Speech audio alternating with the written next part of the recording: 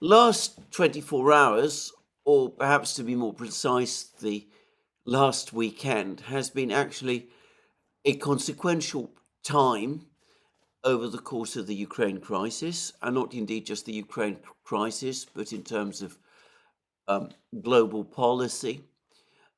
But I'm going to start first by providing a military update on the situation in Ukraine, where the developments are becoming more dramatic by the hour. In fact, as I've said in previous programs, it does increasingly look as if the tempo of events, or at least to be more precise, the tempo of Russian advances is accelerating. Now, over the course of this morning, the first thing to say is that over the course of this morning, the 79th Brigade of the Ukrainian Army has, in apparently an extremely bitter message, admitted that it has been forced out of Novomikhailovka and that the village has fallen entirely under Russian control. This is a village of 1,400 people before the war. It was apparently a strategic location. It is a strategic location south of Marinka. It opens the way for a Russian advance further westwards towards the village of Paraskovievka and ultimately beyond Paraskovievka to places like Konstantinovka and another small or rather fairly large village in this area, and ultimately towards Kurakovo, cutting off the roads, the supply roads to Vuhledar.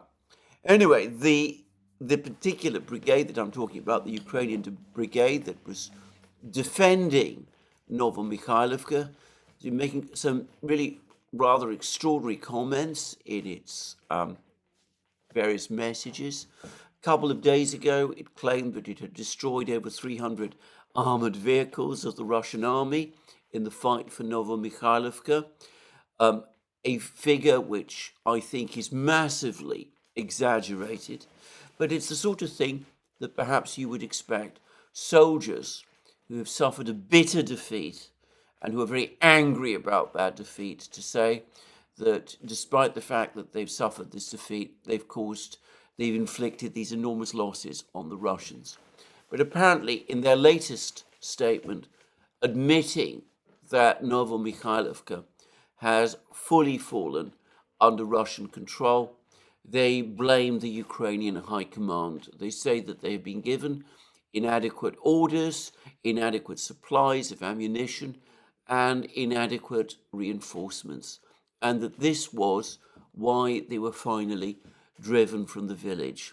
One senses behind all this anger also fear, presumably on the part of some of the brigade's middle and senior ranking officers, that with Syrskyi now in charge and with Zelensky egging him on, some of them are going to be blamed and criticized by the Ukrainian command for the loss of Novomikhailovka. Anyway, all of that came from the Ukrainians, and shortly after, the Russian Defense Ministry also confirmed that Novomikhailovka has fallen fully under the control of the Russians. Now, in previous programs, I've spoken about, I've passed on claims that Novomikhailovka has been captured by the Russians. This time, we can take it as absolute fact. Both official sources in both Russia and Ukraine confirm the fact.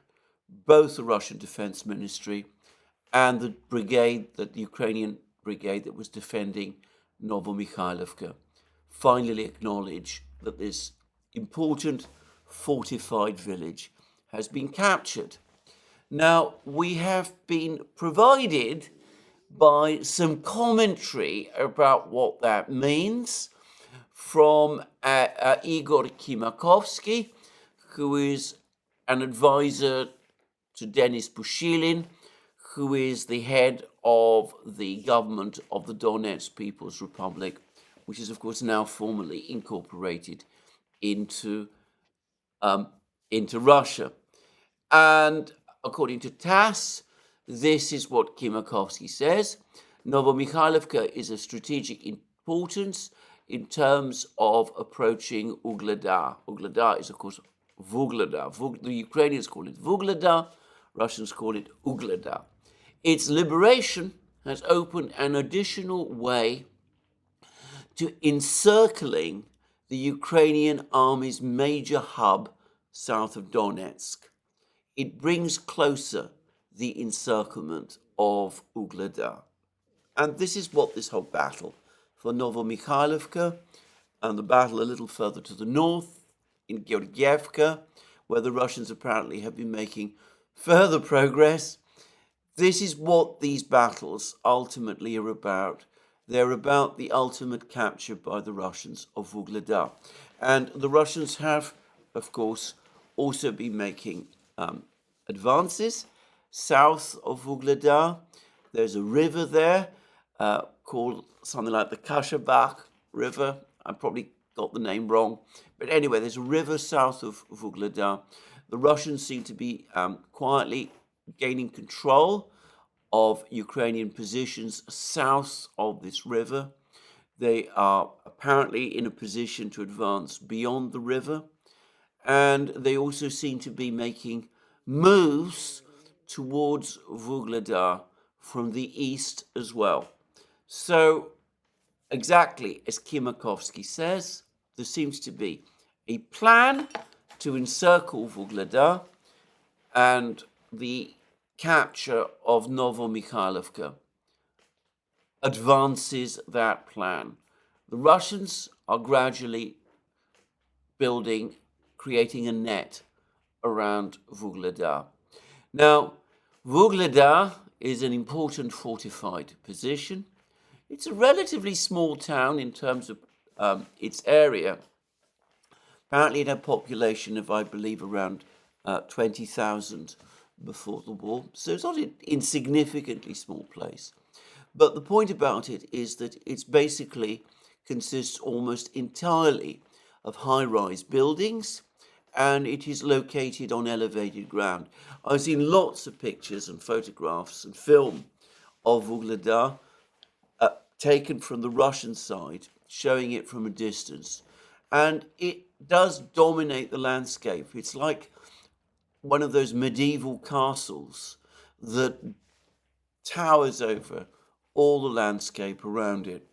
And the Russians have been bombing Vuhledar relentlessly over the last few months. Russian Air Force has been busy dropping fab bombs on Vuhledar. And the Russians have made various attempts in the past to capture Vuhledar. But the location of Vuhledar on this elevated ground, the fact that it is a high-rise, it consists of high-rise buildings, massively built, difficult to destroy, has made it a fortress which so far has defied all Russian attempts to capture. There have been several, and none of them have succeeded.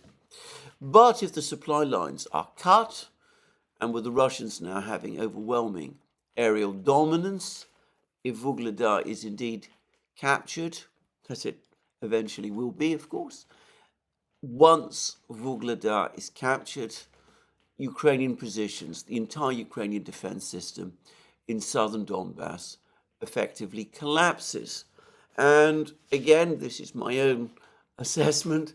Some may not agree with me about this, but in my opinion, if Vuhledar falls, then the entire Ukrainian position in Zaporozhye and southern Donetsk is compromised.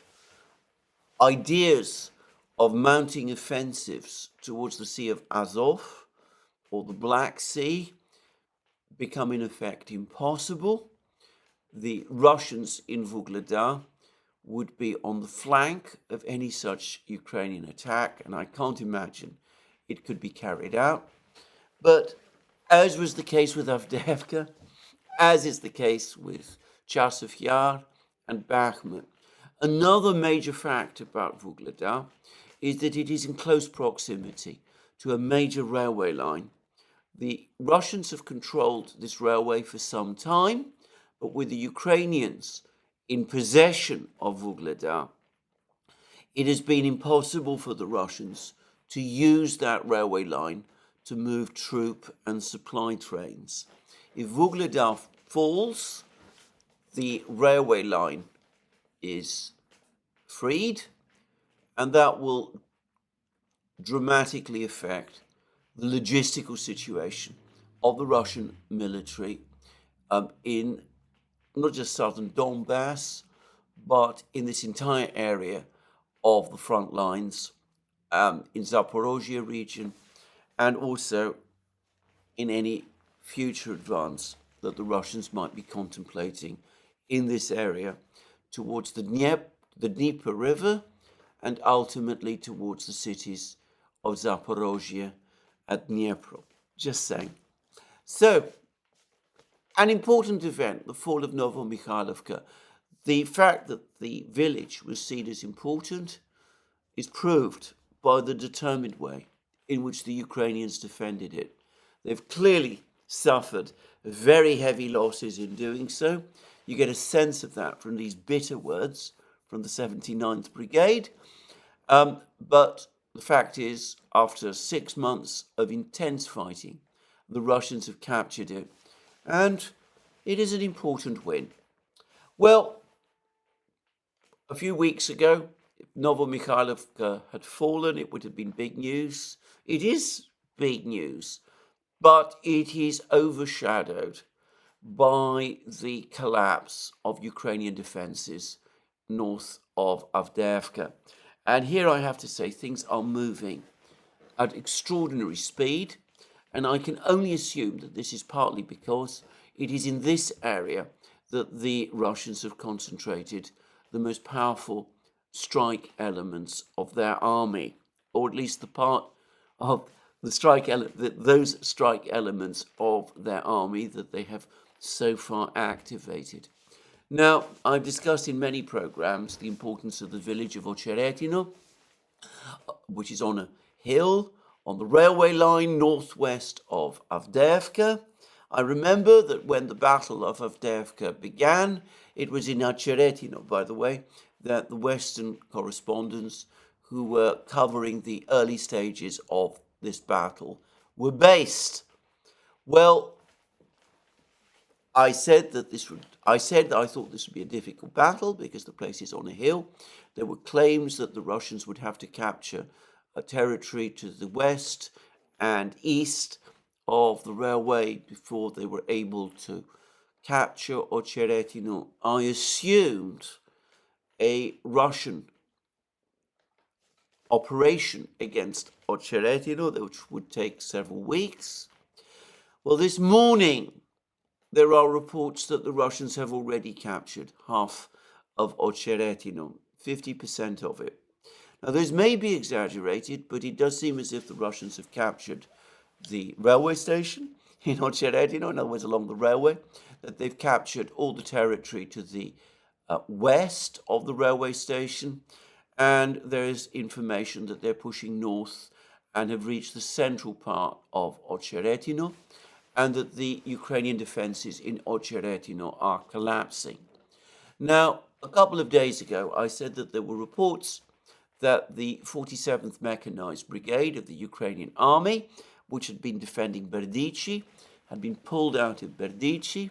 Apparently, the plan was to refit and reorganize this brigade, which has been fighting almost continuously since June of last year, when it spearheaded Ukraine's disastrous offensive in Zaporozhye region. It was the brigade that launched those attacks on Rabotino, the village of Rabotino, and we saw all those pictures of its Leopard 2 tanks and its Bradley infantry fighting vehicles going up in smoke in the minefields.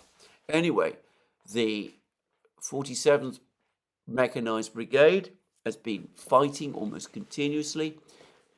Firstly, in the Ukrainian offensive, then it was hurriedly redeployed to the Avdiivka area to repel Russian attacks on Stepovoye and Berdichi, these two villages to the northwest of Avdiivka that many of us for a long time assumed were the primary target of the Russian advance and planned encirclement of Avdiivka. Anyway, the 47th Mechanized Brigade has been in almost continuous battle trying to defend these two villages. It's the brigade that has lost the 5 Abrams tanks, which were destroyed in Berdichi. Then, a few days ago, we got the news that as the Russians were pushing north up the railway line, with the Russians also starting to push west beyond the railway line towards the village of Novomikhailovka, a decision had been taken to withdraw the 47th Mechanized Brigade, finally, from Berdichi. It was supposed to go to the rear to refit and rest before being redeployed to Chasiv Yar. Well, long before that happened, the crisis in Ocheretino has obliged the Ukrainian High Command, in other words, Syrskyi, to redeploy this, what must by now be exhausted brigade, to Ocheretino to try to hold the Russians back in Ocheretino. And of course, it's coming into the battle of Ocheretino, even as the defenses in Ocheretino seem to be collapsing. The 47th is already an exhausted brigade. And it must be said again that the Russian Air Force is immensely active in this area. And one senses that the Ukrainians never expected the fight for Ocheretino to happen so quickly or to develop so quickly, that Ukrainian defenses in Ocheretino are not well organized or well planned. And, well, one way or the other, it looks as if the 47th Mechanized Brigade will do what it can, but the initiative in Ocheretino is now firmly with the Russians, and it looks as if the Russians are rapidly moving towards the capture of Ocheretino, which it may be difficult for the 47th Brigade to prevent. Well, the withdrawal of the 47th Mechanized Brigade from Berdichi has brought about the effective encirclement of whatever Ukrainian troops apparently continue to operate either in the northwestern part of Berdichi, assuming that village is still, assuming the Ukrainians still have a presence in that village, or more plausibly in the fields to the north and west of Berdichi. With the Russians now apparently fighting inside Novomikhailovka, working towards storming that particular village, the fall of which looks inevitable with the Russians now in control of the southern half of Ocheretino.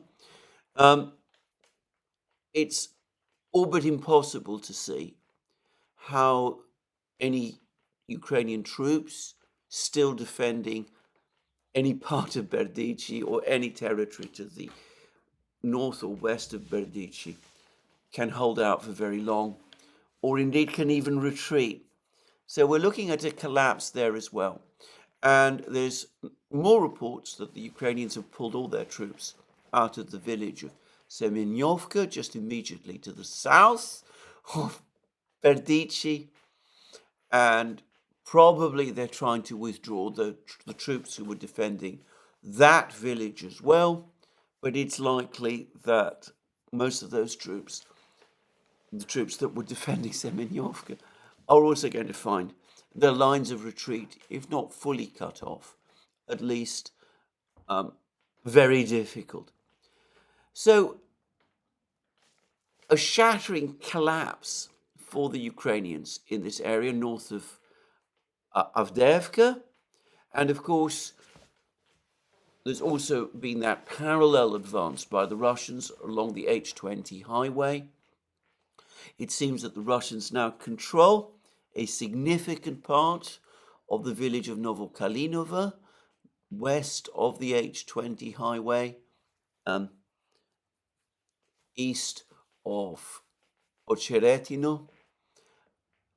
It is looking increasingly plausible as if Ukrainian defense lines or positions in this whole area north of Avdiivka are on the brink of complete collapse. Now, that happens. I've already discussed how this opens a hole in Ukrainian defenses, and it is plausible that the Russians could advance through this hole.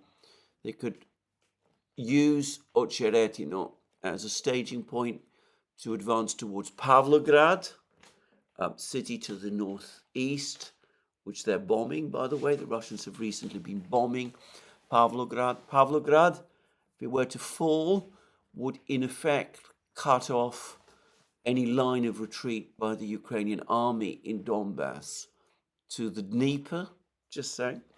I'm not sure whether that can be achieved quickly, by the way, but, that's what it looks like on the map. But anyway, the Russians could push towards Pavlograd to the northeast, or they could go on from Ocheretino and advance further towards Pakrovsk, this other village to the north, this other town to the northwest. So one way or the other, a rapidly evolving collapse of the Ukrainian positions, opening up all kinds of opportunities for the Russians to exploit, and of course, ultimately for an advance towards the Dnieper River in this area as well. So, a terrible situation for the Ukrainians, and one in which large numbers of Ukrainian troops seem to be entangled. We've seen how the 47th Mechanized Brigade is looking like it can't extricate itself from this battle. We see how other Ukrainian troops have had their lines of retreat possibly obstructed, or perhaps might find themselves entirely cut off. So this is a terrible situation for the Ukrainians, perhaps their point for the moment of major crisis. And of course, it's duplicated by crises in other parts of the battle as well. So west of Avdiivka, there were lots of reports a couple of days ago about how the Russians have been attacking the villages of Umanske and Yasnobrodivka to the west along a small river.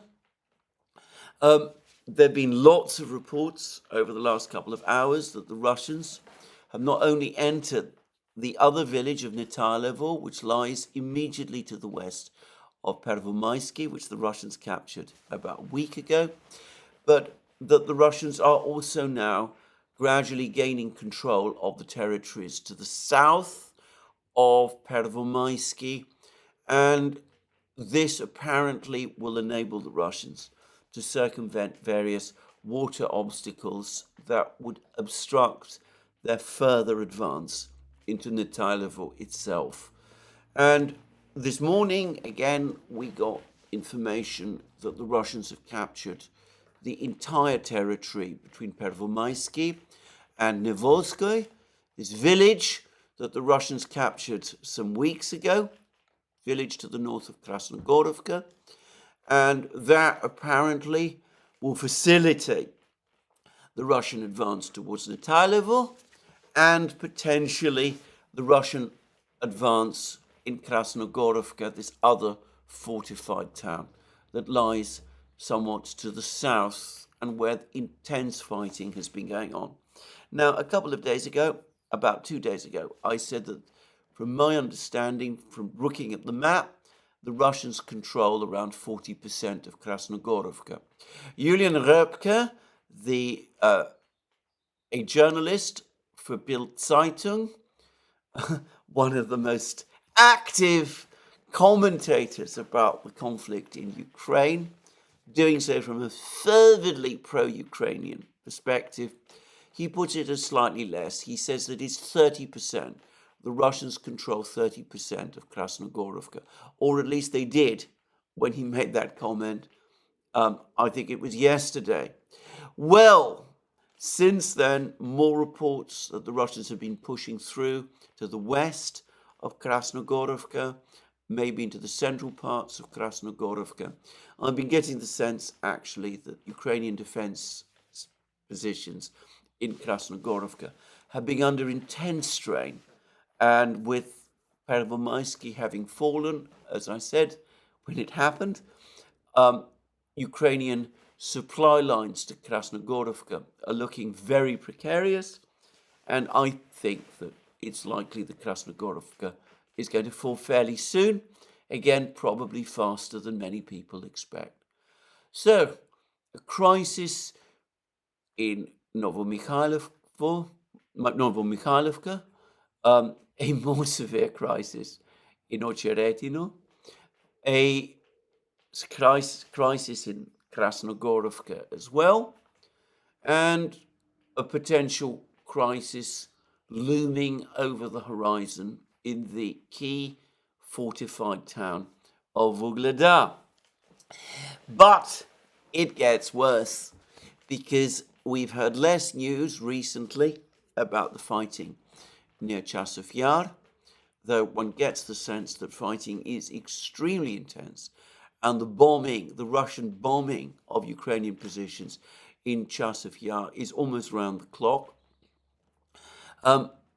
About 2 days ago, the Russian Defense Ministry confirmed the capture of the village of Budanovka to the northwest of Chasiv Yar. I've spoken about how the Russians seem to be advancing or trying to advance up this hill to the northeast of Chasiv Yar, where there's this village of Kalinino, which the Russians need to capture because it apparently dominates the surrounding landscape. But anyway, there's said to be very, very heavy fighting going on in that area. But there's now also reports that the Russians are advancing or have started to launch an advance westwards in the area, in the vicinity of the village of Orekhovo-Vasilievka, which is, by the way, the furthest point of the Wagner forces' advance during the Battle of Bakhmut last year. Anyway, the Russians seem to have activated their that area of the front lines. There's reports that they're starting to push westwards through and beyond that village. And that, of course, also opens up a possible line of eventual attack and ultimate encirclement of Chasiv Yar. Now, this morning, or I think it was last night actually, Dima at the Military Summary channel said that Ukrainian sources are speaking of very large numbers of Russian troops now assembling in Bakhmut, or Artyomovsk, as the Russians, of course, refer to it. This town that the Russians captured last year, the Wagner forces captured last year. Apparently, we're talking about very substantial forces indeed.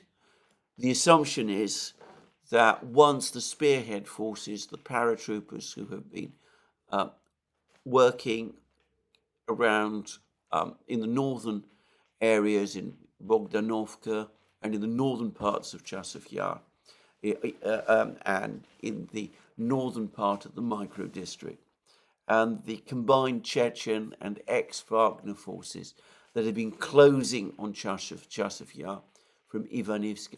Once those forces have broken the main Ukrainian defense lines, these tens of thousands of troops will be activated and that there will be a massive Russian assault on Chasiv Yar. I don't know whether that is the case. Again, how can I know? I don't know whether these troops even exist.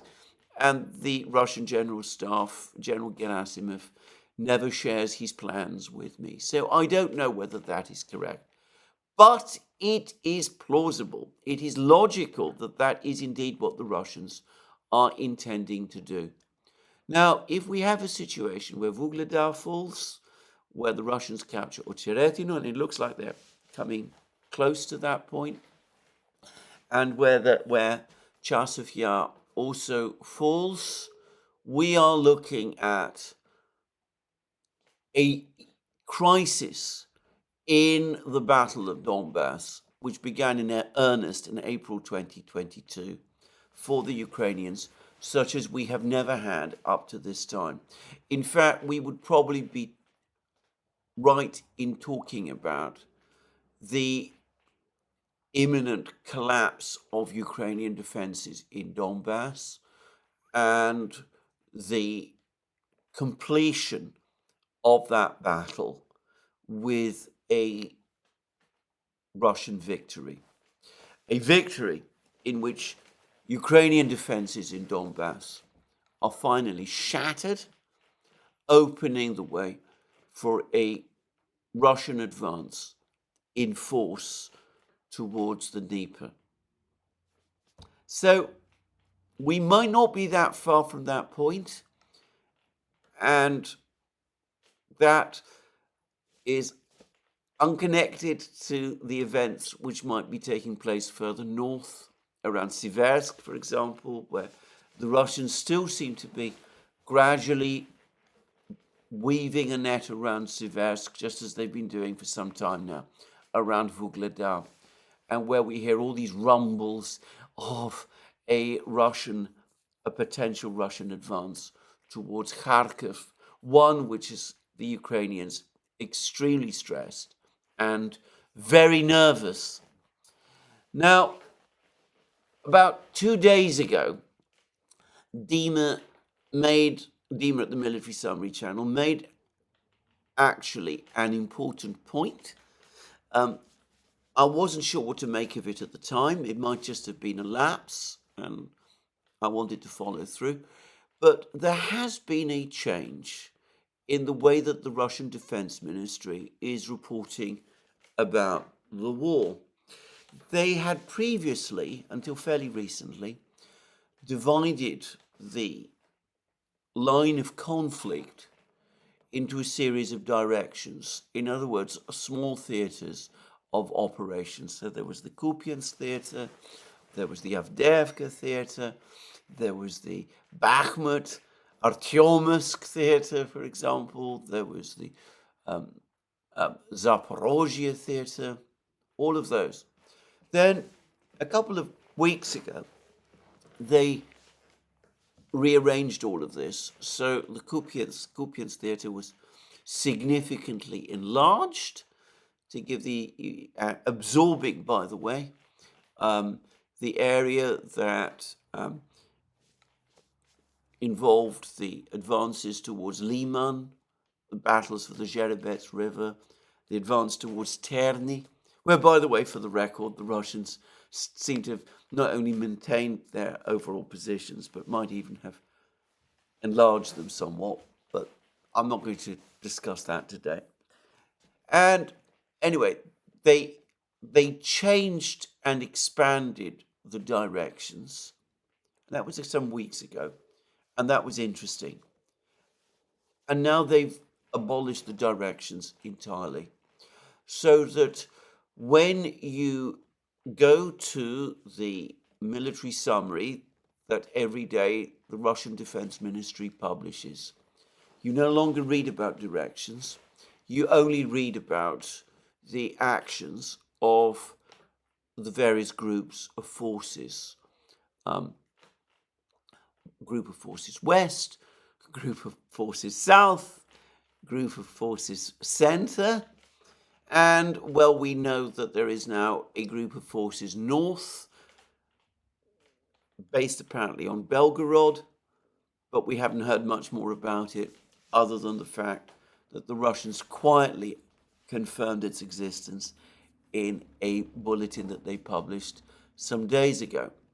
Now, it could be that what has happened is that the person who is in charge of publishing these reports has said to himself that all this information about directions is confusing to people and that it's time to simplify the way that the bulletins are published, and that's why he's done away with the reports about the directions.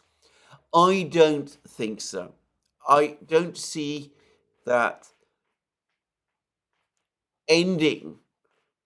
scrapping the directions in terms of the way bulletins are published helps to explain things in any way.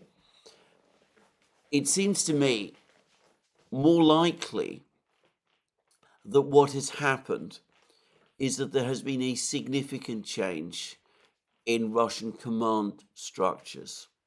In other words, that the various theatre commands have been united and brought more tightly under control of the central command.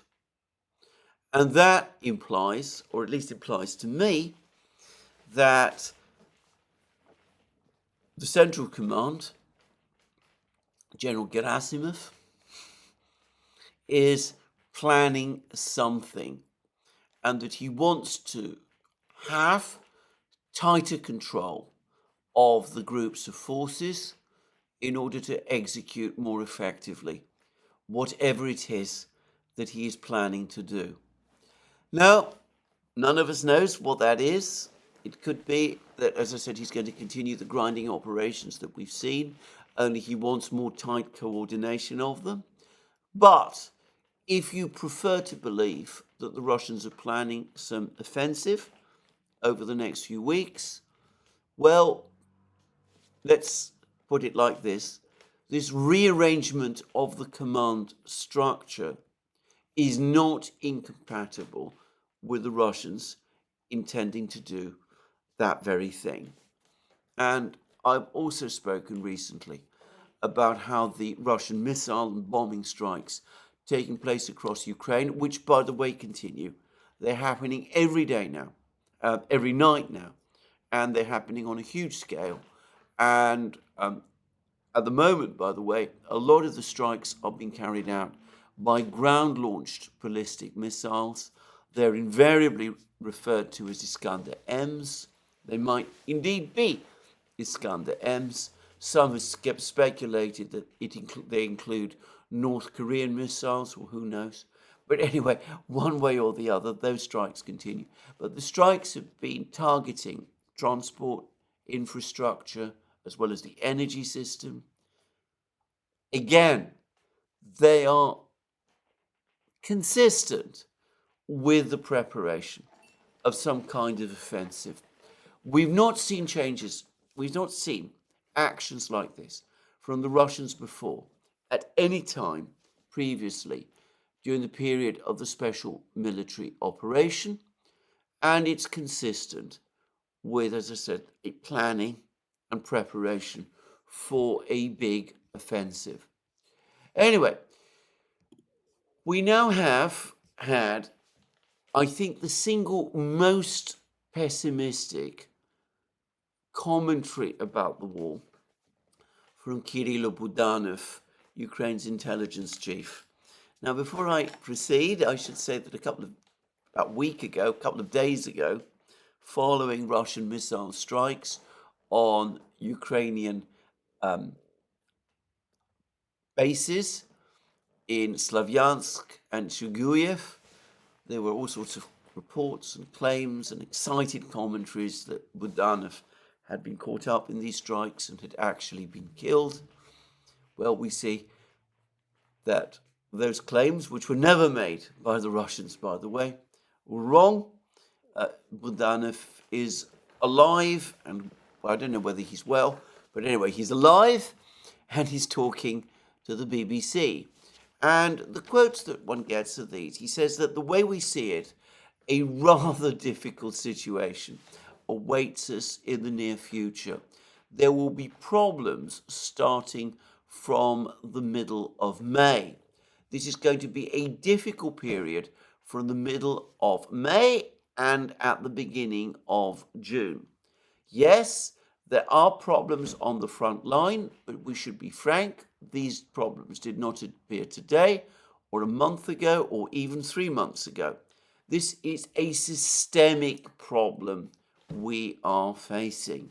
And he also says that there may be all kinds of political problems, internal political problems within Ukraine itself, with doubts about the legitimacy of the authorities in Ukraine, given the absence of parliamentary and presidential elections, and given the fact that President Zelensky's 5-year term of office expires on the 21st of May. Well, that's Budanov. Now, bear in mind that Budanov has been someone who has acted with sublime optimism in the past. I can remember that I think it was in the spring of or early summer of 2022, he was predicting that by the end of 2022 he would be holidaying in Crimea. He's made all kinds of other predictions and claims of that in the past, all bizarrely optimistic and completely wrong. But now he's telling us that the Ukrainian army faces a very difficult situation, that things are going to get much worse from the middle of May, and that this could conceivably be connected to a political crisis in Ukraine after the 21st of May, when Zelensky's constitutional term as president ends. Very unusual, radical change in rhetoric from Budanov. Now, that is, of course, again, consistent with the deteriorating situation that we're seeing on the battlefields. It's also consistent, what he says about the political problems is consistent with comments I have made previously about the growing anger of some Ukrainian troops at the way in which the war has been managed. I've just spoken about the brigade that was defending Novomikhailovka. We've had the decision to disband the 25th Airborne Brigade, some of whose troops are supposed to have surrendered in Vodanye, north of Pervomaisky, about 10 days ago. There's the report about the disbandment of the 67th Brigade, which is essentially the brigade built up around right sector and which is supposed to have abandoned its positions east of Chasiv Yar. There are reports that the 3rd Assault Brigade, the former Azov Brigade, is also in some kind of problems. And, well, for the record, today, Kimakovsky, Pushilin's advisor, as well as talking about the crisis of the Ukrainians in Novomikhailovka, he's also made some comments about the situation of Ukrainian troops in the Ocheretino area. And he says that one of the most numerous brigades of Ukrainian armed formations has been finally routed in the community of Ocheretino. The remaining forces are trying to leave the settlement. There are also few routes left for them. There is one more or less suitable road, but it is also being shelled. The Ukrainian troops are attempting to leave Ocheretino in small groups. And he also says, this is of course all down to Kimakovsky, that the so-called Russian Volunteer Corps. This is the unit made up of, well, almost exclusively ultra-far-right Russian dissident figures who have launched attacks on Russian territory. That unit has been all but eliminated near Ocheretino. The group was eliminated in the Ocheretino gardens. But notice that Kimakovsky talks about Ukrainian troops fleeing from Ocheretino. I don't know whether that is true, by the way. As I said, it's consistent perhaps with a decision by Syrski to rush the 47th Brigade to the area. He might be trying to stem an ongoing collapse.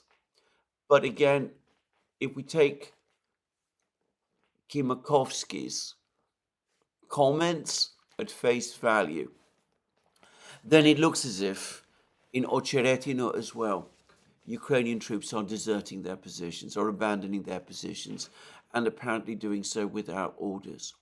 Now, I saw a report some days ago that there have been more and more public criticisms of Zelensky in Kiev.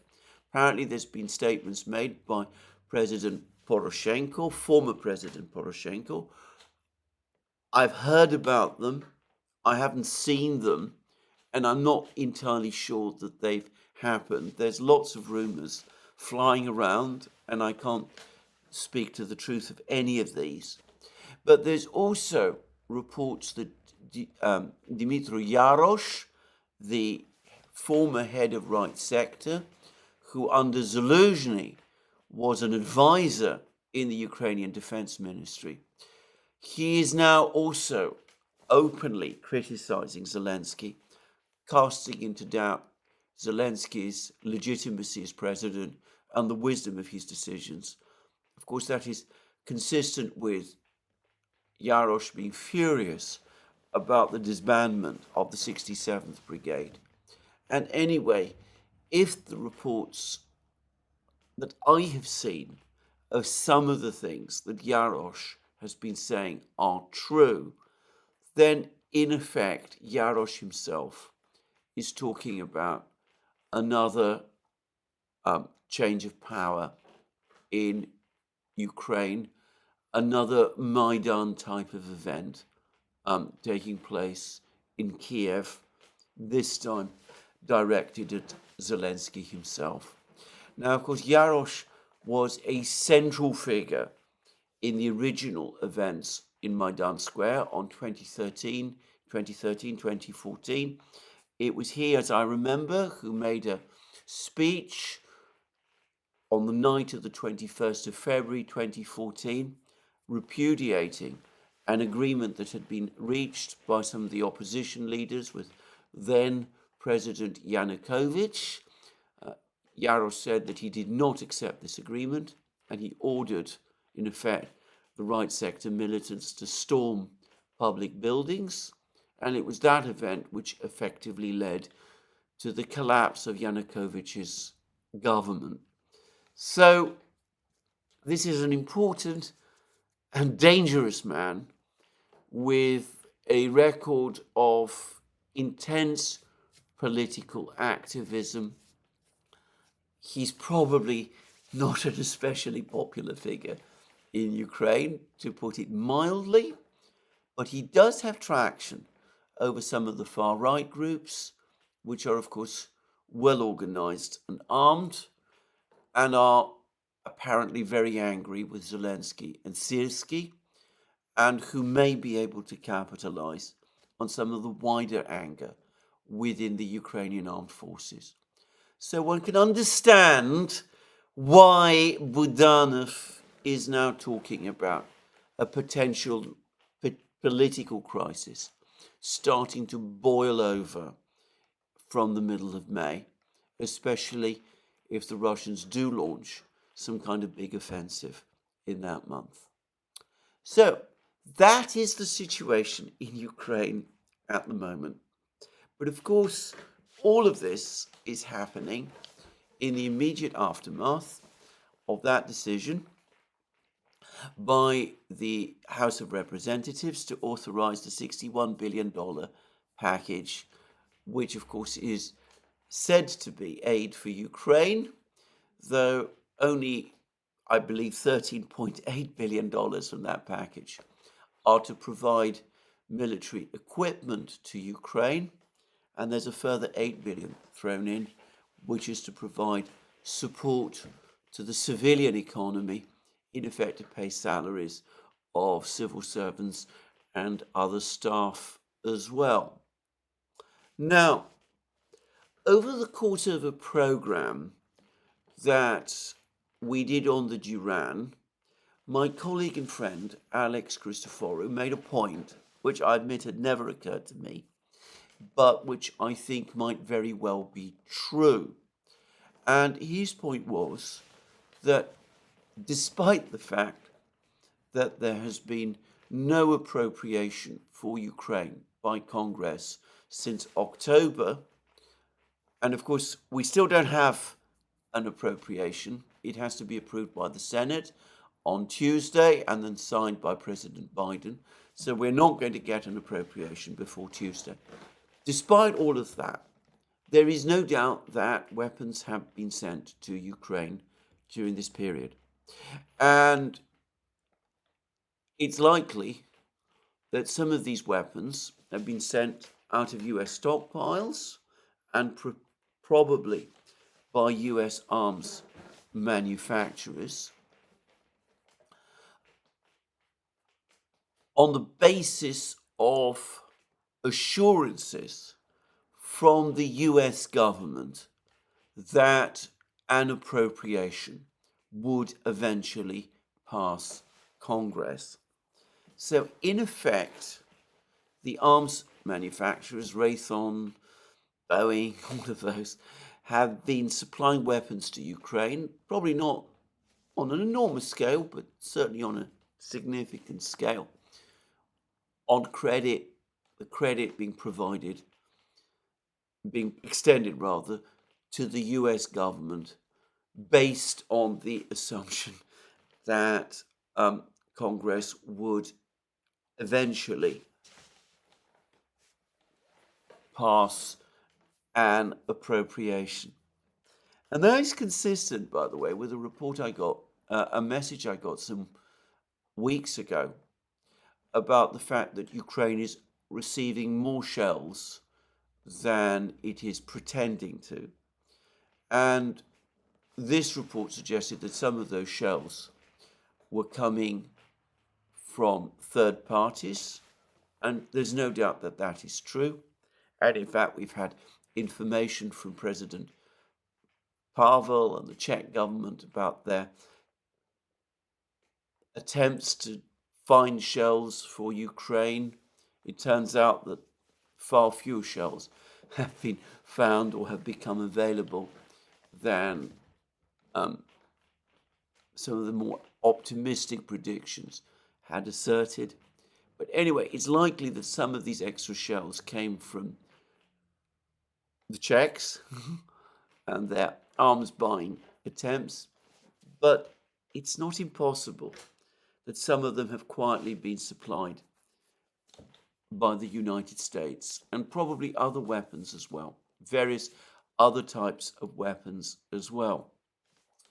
So it is possible, and of course we're speculating, but it is consistent with what we know, that a significant part of this appropriation for weapons is intended to close the books. In other words, to close the books on deliveries of weapons which have already taken place. So it could be that Ukraine is not actually going to receive $14 billion of weapons. It might receive a lot less than that. And given that some of the weapons that are being asked for now, ATACMS missiles and Patriot missile interceptors and perhaps entire batteries, are enormously expensive, we're probably not looking at an enormous surge of weapons. Now, that might explain some of the rather interesting commentary that suddenly started to appear across the media. Until the House of Representatives passed its votes, we were getting one article after another telling us that the cause of Ukraine's crisis was the fact that the House of Representatives, these terrible people, Speaker Johnson, Donald Trump, Marjorie Taylor Greene, Representative Massey, all of those were refusing to authorize funding for Ukraine. This was supposedly suffocating Ukraine. It meant that Ukraine was running out of weapons, ammunition, missiles, all of those things. But if the House of Representatives changed its position, changed its stance, then, well, that problem would be solved and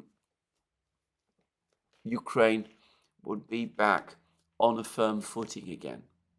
Now, I remember reading articles like the one by, I think it was Gideon Rachman, for example, in the Financial Times, telling us that, talking angrily about the betrayal of Ukraine by House Republicans. Well, suddenly, as soon as that vote by the House of Representatives happens, we see articles appearing in all sorts of places, the Financial Times, I believe Forbes, Bloomberg, other places, suddenly telling us, well, actually, this latest appropriation isn't going to make that much of a difference. After all, it'll buy Ukraine some time. It will enable Ukraine to slow the Russian advance, but it will not have a decisive impact on the war. Which, of course, begs the question of why it has been necessary to undertake this appropriation at all. Well, if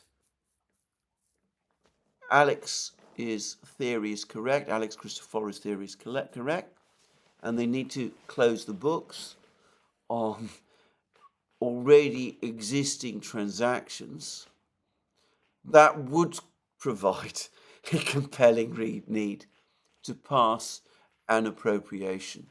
It would be an even more urgent matter than holding out until the election, because if that appropriation were not passed, all sorts of people in the United States, having depleted US inventories without an enactment from Congress, would be facing potentially some very difficult questions.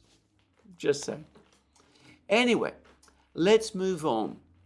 President Zelensky himself is now saying, well, he's very, very happy. He's overjoyed that this appropriation has now been made, but it's not enough. The moment he's given money, the moment he's given more weapons, what does he do? He comes back and he demands even more. And he wants more. And he's talking again about victory. And, well, what Zelensky says comes, of course, as no surprise. But we also read that, I think it was in Forbes, about the new master plan that is being put together by military officers, this time in the United States and Germany. Previously, it was the United States and Britain. One gets the sense that the British have lost influence.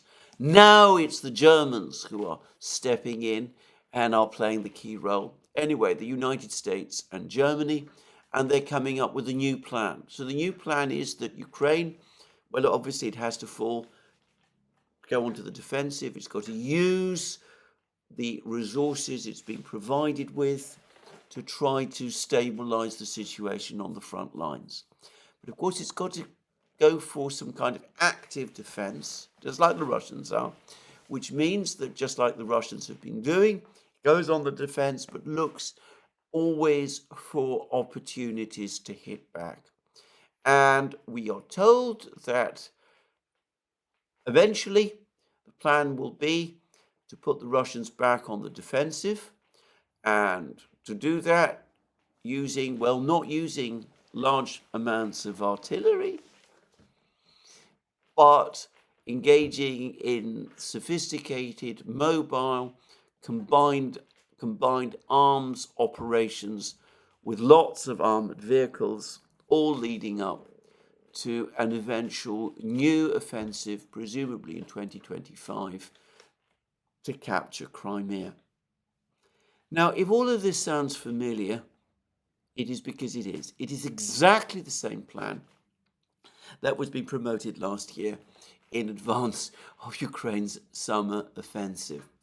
Well, I remember very well, I remember reading about how the Ukrainians should go on an active defense, that they should develop and learn from these enormously brilliant and sophisticated American combined arms tactics.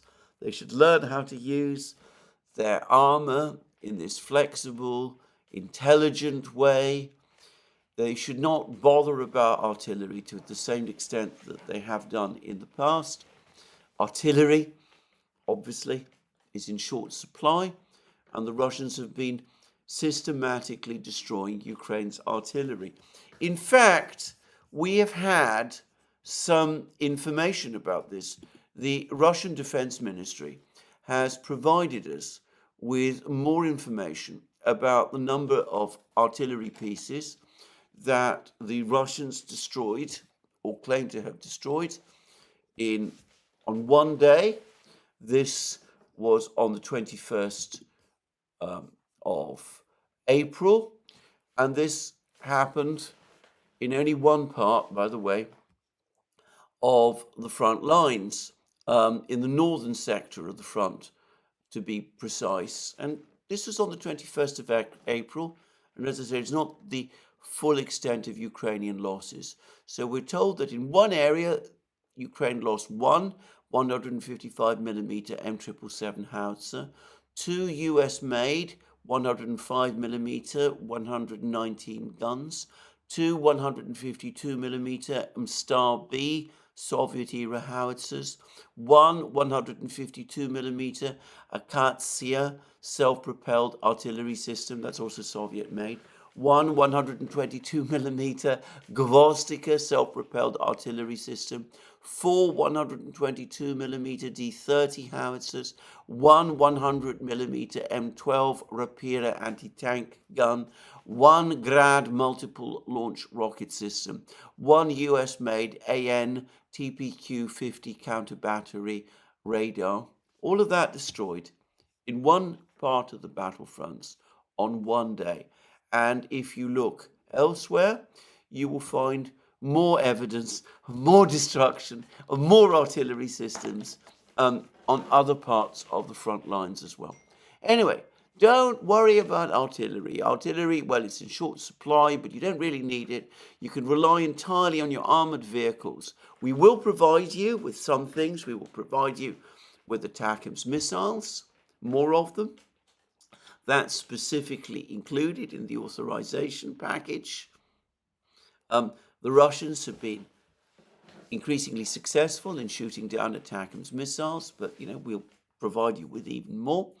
We're going to provide you with HIMARS rockets, with significant numbers of these small diameter bombs, gliding bombs, difficult apparently to intercept.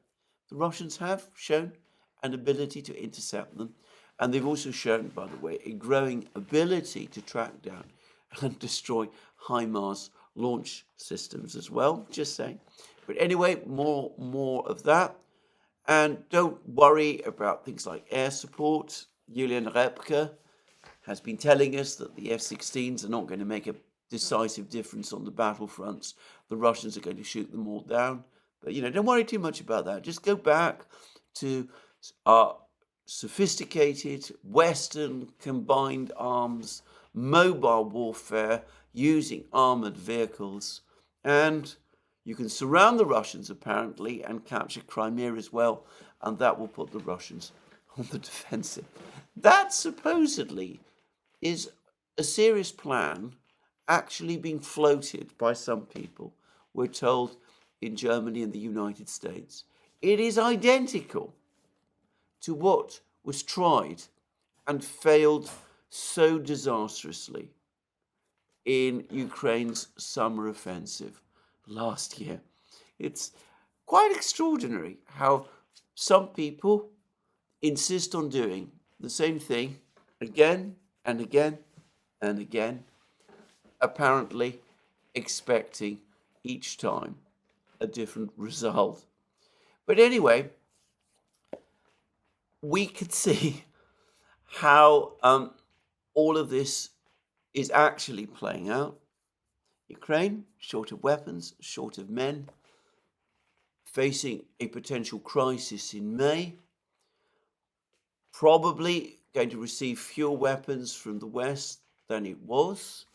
The statement that they should go again back, revert to these brilliant combined arms tactics, a sign that quietly Western governments, Western militaries know that the Western powers have lost the arms race with the Russians, that it's not going to be proved possible to turn the situation round in Ukraine, certainly not to defeat the Russians militarily, and that the priority is to keep the Ukrainians fighting by holding out hope that the situation can be turned round and can be made to succeed. And in the meantime, rumblings of discontent in Kiev. Well, how do you respond to that? Reports that 60 American advisors, so-called, are being rushed to Kiev. On this, I'm inclined to agree with Dima at the Military Summary Channel. I'm guessing that these 60 so-called advisors are really special forces, possibly a bodyguard unit intended to protect President Zelensky himself in case there is any possible coup. Just saying. Anyway, you can understand why, despite the decision from the House of Representatives, President Zelensky himself is less than satisfied, and why Budanov is so despondent. Now, a political strategy to find a way out of this war still doesn't exist. Nobody talking about negotiations. There's been an article in The Hill by Thomas Graham of the Council for Foreign Relations. Now, this is a very heavyweight personality within the Council of Foreign Relations, a close associate, as I understand it, of Richard Haass, who was for a long time the president of the Council for Foreign Relations. Anyway, Thomas Graham again is lamenting the fact that there is no diplomatic strategy being conducted by the West to try to extricate itself from the situation in which it finds itself in Ukraine. The article makes all kinds of concessions to the orthodox Western view about the conflict, that the Russians expected to capture the whole of Ukraine within a couple of days or weeks or whatever it was. But he says that the war could have been avoided, that intelligent diplomatic action could have prevented it, that the West's insistence that Ukraine must join NATO someday made war, if not inevitable, I would say it made war inevitable, but Thomas Graham would say, if not inevitable, at the very least, very likely. But like his friend, Richard Haass, Thomas Graham's major concern is that the West simply isn't engaging the Russians diplomatically. It isn't looking for any sort of way out. And that, it seems to me, is the pattern right across. We've had this bill passed, appropriations package, passed by the House of Representatives. I maintain the view that over the next couple of days or weeks, we're going to see another attempt to try to get the Russians to consider this conflict freeze idea. We've just learned that the Swiss president actually wrote a letter to Putin immediately following his election victory. Apparently, it didn't congratulate him. It expressed moral support for the Russian people following the Crocus City Hall attack.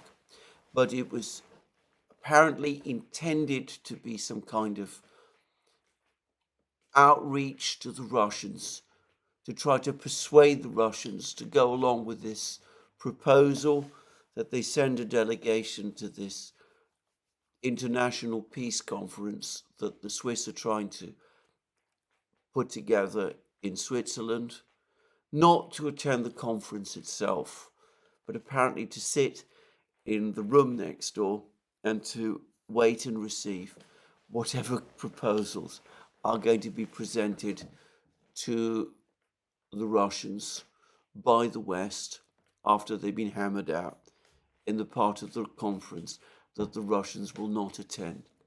I suspect that we're going to get more of that over the next couple of days and weeks, but nothing like a proper, realistic attempt to end the war.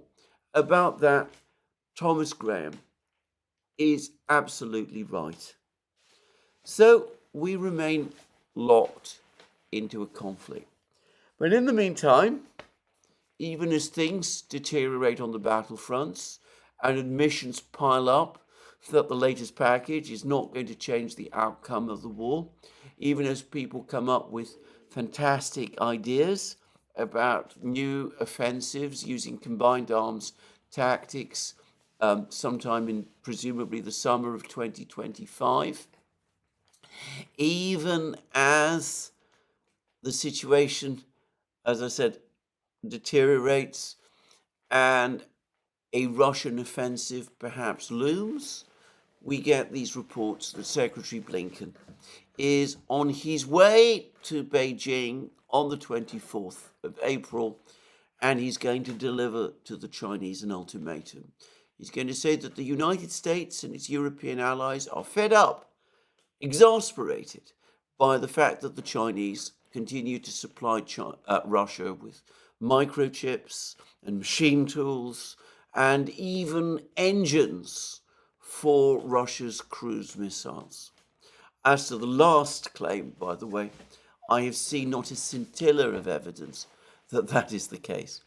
And I've discussed this ultimatum, which we are told from the Financial Times that Secretary Blinken intends to bring with him, and the threat he's going to make to the Chinese of sanctions on their financial system unless these American warnings are complied with.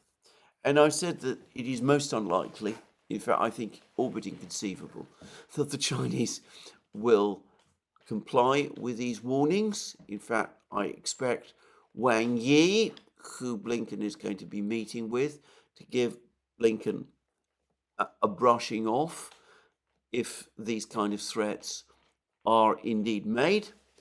And I said that the United States should tread very carefully, because I think that if the United States does start taking these steps, it actually frees the Chinese, if they choose to do so, to provide the kind of assistance to the Russians in military industrial terms, which up to now they conspicuously have not done, and which really would be a massive game changer in terms of the war.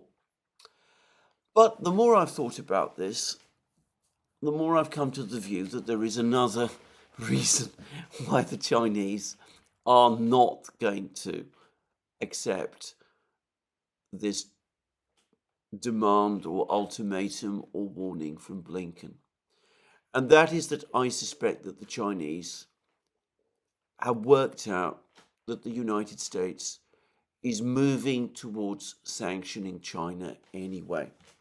In other words, this story about the Chinese sending technology and machine tools to Russia to facilitate Russia's war effort is a pretext for the sanctions and not the real reason. The reason the United States intends to impose sanctions on Russia or China, the reason the United States is now talking up this fantastic claim about Chinese overcapacity, about China's plan to flood the world with cheap, high technology goods. Incredible claim, by the way, if you think about it. But anyway, there we go. The reason the United States is talking about this is because for some time now, the US Treasury and the State Department and probably elements within the US intelligence community have indeed been working their way towards a sanctions offensive, a sanctions war against the Chinese, because they're worried, they're becoming increasingly concerned about the steps the Chinese are taking towards setting up a new global financial and trading architecture, and that the United States is concerned to stop that in its tracks before it ever happens. Of course, sanctioning China will incentivize China to press forward with that financial architecture even faster. But probably the United States calculates, or perhaps hopes, that the fact that Chinese financial institutions have been sanctioned will be enough to deter other countries from participating in this financial structure when eventually it is indeed set up. That at least is my guess. I think this is what this is all about. I think the Chinese understand this perfectly well. And there's been lots of reports recently that Chinese are buying gold in massive quantities and that they're stockpiling on items in a way that is consistent with their preparing for a sanctions war. It looks like the conflict between China and the United States is about to aggravate and get worse, much worse, and I suspect that will be true whoever wins the election in the United States in November. So, this is going to be a dramatic and important meeting between Blinken and Wang Yi. As I said, I don't expect the Chinese to bend. I suspect the Chinese recognize that if they do bend, all that will happen is that the Americans will follow up with more demands until finally they get to that point when they're able to impose the sanctions they want to impose anyway. So, fairly soon, a new sanctions war on top of the sanctions wars that we already see. One extending to China as well, alongside the one that is currently being waged against Russia. Janet Yellen went to China as the soft cop. Blinken, incredibly, has been picked to carry out the role of the hard cop. But the sanctions wars, the sanction war, the economic war, one way or the other, looks like it's going to expand. And, well, I have to revisit the situation in the Middle East. Yesterday I said that I'd looked at the photos of the attack on the missile base, the Iranian missile base near Natanz. I said that I thought that I thought that the radar system at this missile base had indeed been destroyed. That was my understanding of the photograph. I did say that I'm not the best person to read, to understand photographs of this kind very well. And besides, my vision issues often cause me to make mistakes. Well, it seems I did make a mistake on this occasion. I've been told, or I've learned from much better informed people than me, that the dark smudge that I saw isn't in fact evidence that anything was destroyed. It is merely a light effect or a shadow. That in fact, if there was a Israeli missile strike on this facility, then no damage was done and the missiles were presumably intercepted. But the fact is that apparently an Israeli missile strike on Iran of some kind did take place early on Friday, even if it didn't hit its target. And it's reasonable to think that the target might have been Natanz. The ultimate target might have been Natanz, with Israel taking the first step to degrade the missiles, the air defense missiles that protect Natanz. So, even though we have avoided an immediate crisis in the Middle East, it looks like a crisis between Israel and Iran might still be coming. And the Iranians probably understand that. I've been talking about the fact that Iran has all sorts of capabilities, or have been told about Iran having capabilities, which I wasn't prepared to talk about. Perhaps a clue that Iran does indeed have these capabilities has been provided by two visits the top Iranian officials are apparently, have already made, another which one of them is about to make. The first was a visit which I understand took place a few days ago by the Iranian foreign minister to Pakistan. Another, which is a visit which I'm told the Iranian president, Ebrahim Raisi, is planning to make over the next couple of weeks, also to Pakistan. Pakistan, of course, a neighbor of Iran. The two countries have been on reasonably good terms. Pakistan, of course, like Israel, is a nuclear power. Anyway, all of the things appear to be coming together.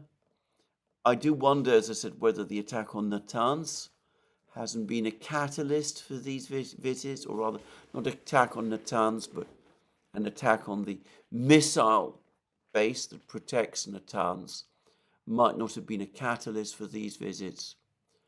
One way or the other, a very difficult and dangerous situation starting to develop in the Middle East as well. The way I would sum things up is that despite all that has gone wrong, despite all the stresses in the US and global economy that we are seeing, despite the war having gone badly wrong in Ukraine, despite the Ukrainians themselves becoming increasingly despondent about the situation, the people who remain in overall charge of US policy, and indeed of Western policy, are not prepared to draw back or modify their actions. They're looking instead to prepare their positions for the next escalation, which will come regardless of who is elected the next president of the United States. Well, this is where I finish my program today. More from me soon. Let me remind you again that you can find all our programs on our various platforms, Locals, Rumble and X. You can also support our work via Patreon and Subscribestar and by checking out our shop. Links under this video. Amazing things on our shop: magic mugs, hats, hoodies, t-shirts, sweatshirts, all those great things. And last but not least, please remember, if you've liked this video, to tick the like button and to check your subscription to this channel. Thank you again. More from me soon. Have a very good day.